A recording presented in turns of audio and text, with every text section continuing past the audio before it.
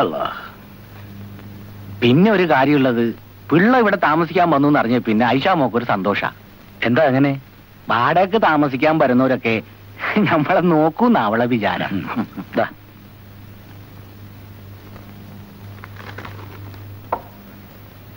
ആ, good morning member sir. ഓ ഓ, വരവ് വെച്ചിരിക്കുന്നു. മൊയ്തീൻകാക്കായെ,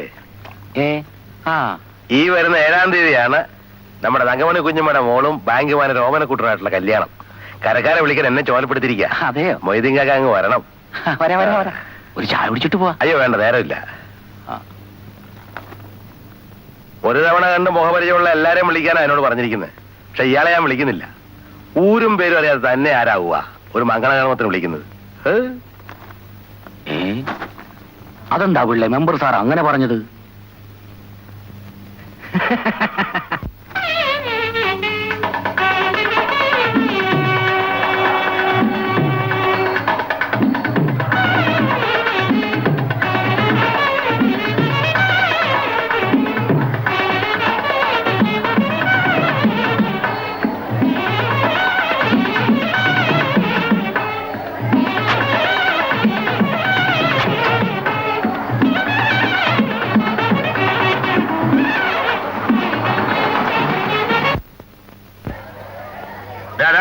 ആ അനാഥ പിള്ളേർ അപ്പുറത്ത് തരണം. അവരോട് വിളിക്ക്, കഴിച്ചിട്ട് പോട്ടെ. വിളിക്ക്.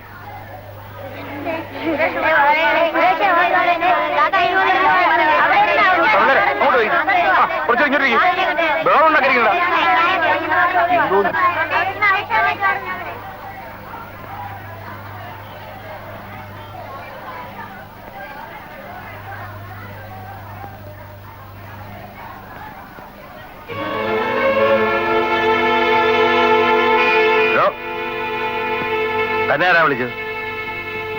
ആരും വിളിച്ചില്ല. ഇത് ഓമനക്കുട്ടന്റെ കല്യാണമാണെങ്കിൽ ഒരു ഉരുള കഴിക്കാനുള്ള അർഹത എനിക്കുണ്ട്. അത് ക്ഷണിച്ചിട്ട് വരുന്നവർക്ക്. ഊരും പേര് അറിയാൻ തന്നെ ആരാണോ കല്യാണത്തിന് ക്ഷണിക്കുന്നത്? ഈ ഇരിക്കുന്ന എത്ര പേരുടെ ഊരും പേരും നിങ്ങൾക്കറിയാം. അപ്പൊ ഇത് ഊരും പേരും അറിയാത്ത ആൾക്കാർക്ക് ഉണ്ണാനുള്ള പന്തിയാണ്. ചുമ്മാ വായടിക്കുക, സാമ്പാർ വഴി. അല്ലപ്പാ, ഇനി വന്നേ. ഇയാളെ പിടിച്ച് പുറത്തേക്ക് എഴുതാക്കടോ. ഇങ്ങോട്ട് എഴുതാ.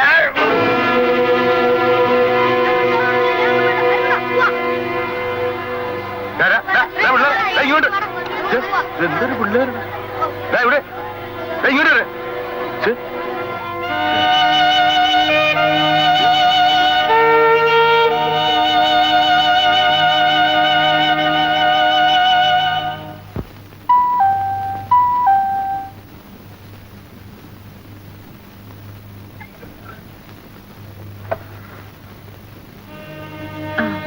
വരൂ.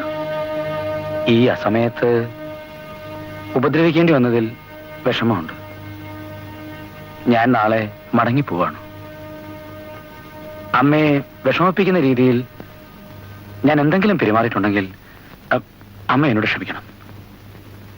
ക്ഷമ പറയേണ്ടത് ഞാനാണ് കുട്ടി. എന്റെ മകളുടെ കല്യാണത്തിന് വന്നിട്ട് മാന്യമായി എനിക്കൊന്ന്. അമ്മ വിഷമിക്കണ്ട.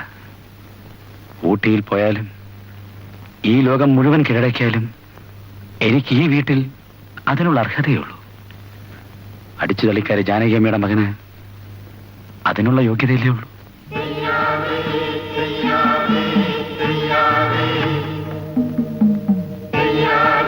പ്രഭാകര, എന്തോ?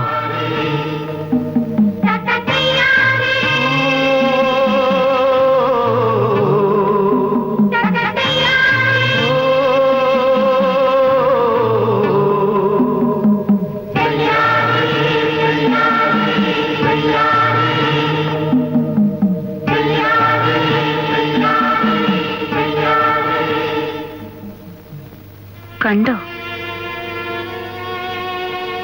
ഇല്ല. കാണുന്നില്ലേ? വേണം. അതിനുവേണ്ടി മാത്രമാണ് ഞാൻ വന്നത്. കുഞ്ഞെ, വേദനിപ്പിക്കരുത് കേട്ടോ.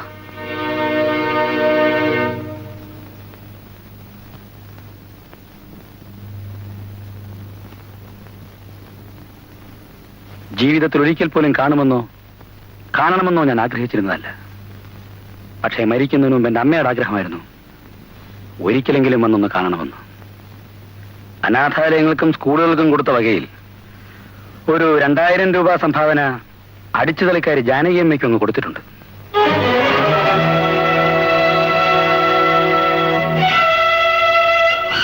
എന്നെ പ്രസവിച്ചതിന് എന്റെ അമ്മയ്ക്ക് കിട്ടിയ സംഭാവന. പക്ഷേ അതിന് പരസ്യമൊന്നും കിട്ടിയിട്ടില്ല. അങ്ങയുടെ പ്രശസ്തിയുടെ മുന്നിൽ എന്റെ അമ്മ ഒരവകാശവാദവും ഉന്നയിച്ചിട്ടില്ല.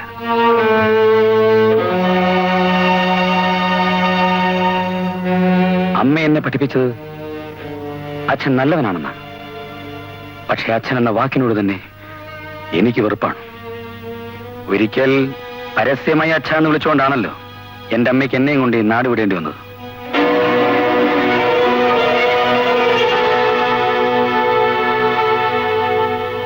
ഞാൻ ഇറങ്ങുന്നു. എഴുന്നേറ്റോ? എനിക്കിനി അധിക നാളുണ്ടെന്ന് തോന്നുന്നില്ല. മോനെ, നിനക്കിനി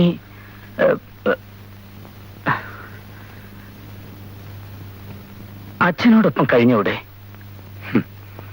എന്തിന്?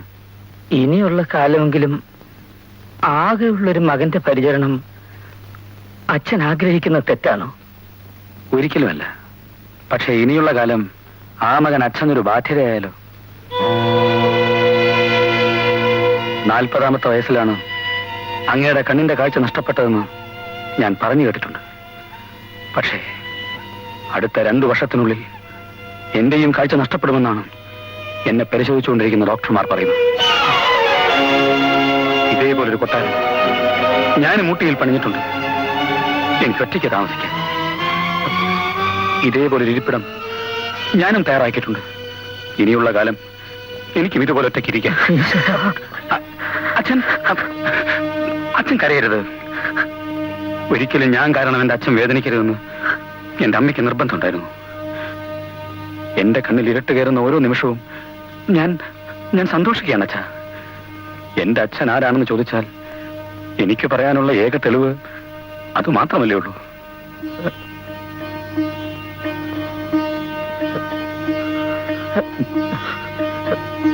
മോനെ, എന്തോ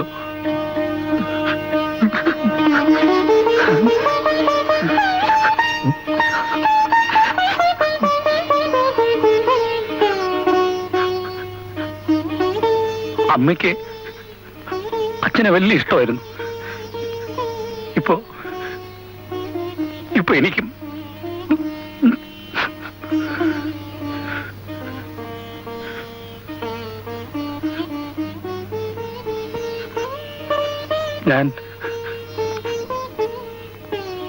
ഞാൻ യാത്ര ചോദിക്കുന്നില്ല.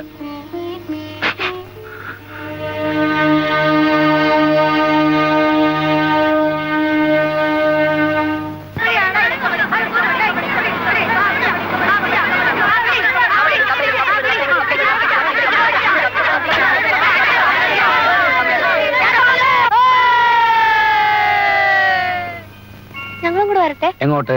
ചേട്ടൻ പോകുന്നിടത്തേക്ക്. വേണ്ട, നിങ്ങളെല്ലാം കൊച്ചുകുട്ടികളല്ലേ.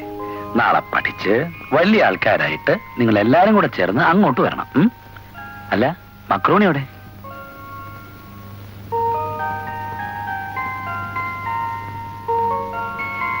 മക്രോണി എന്താ ഇവിടെ ഒറ്റയ്ക്കിരിക്കുന്നേ? ഇതോ? നേരെ നില്ല. ഇനി പറയില്ലേ? മക്രോണി കെട്ടാൻ പിടിച്ചിട്ട് എത്ര ചെറുപ്പത്തില്ലേ? ഇനി മക്രോണി ചേട്ടന് നല്ലൊരു ഉമ്മ വരണം. ഉമ്മതാ, അവരോടെ പോയി നല്ല മെടുക്കാണ്ട് കളിക്കണം കേട്ടോ.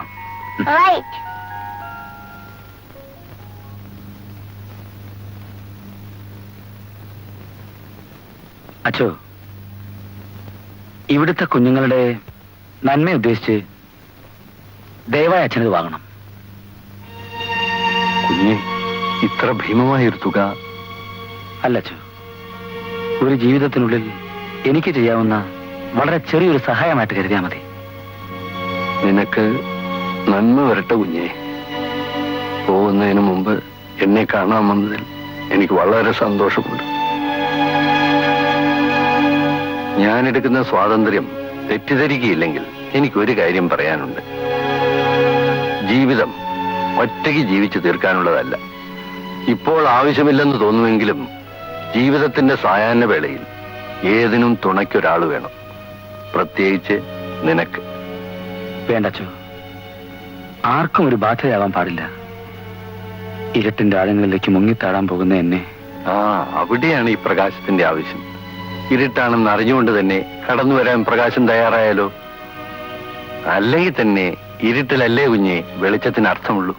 അച്ഛൻ എന്താ ഈ പറയുന്നത്? അകത്തേക്ക് ചെന്ന് നോക്കൂ.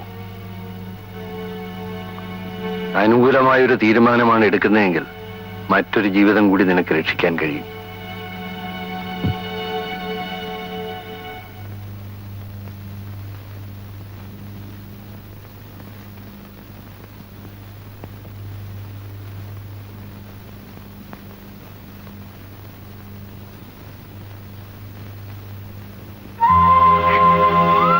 രോഹിണി,